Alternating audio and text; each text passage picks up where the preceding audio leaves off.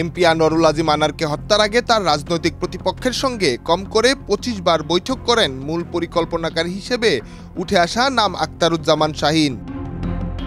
ঝিনাইদহ জেলার বিভিন্ন জায়গায় এই গোপন বৈঠকগুলো হয়েছিল। কেবল বৈঠক নয়, বিনিয়োগও করেন বিপুল অর্থ, আর সেখান থেকেই নিজের দিকে টানতে চেষ্টা করেন স্থানীয় রাজনীতি করা নেতাদের। আর এই পরিকল্পনা শাহীনের দীর্ঘদিনের চেষ্টার ফসল হিসেবেই আনার হত্যাকাণ্ড।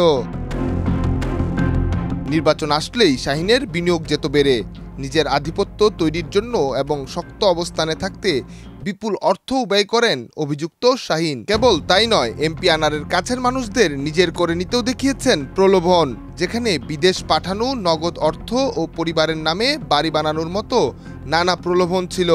আর শুরুতে এভাবেই প্রতিপক্ষের সঙ্গেও ঘনিষ্ঠ হবার চেষ্টা করতেন তিনি, যা একসময় সফলও হয়ে যায়।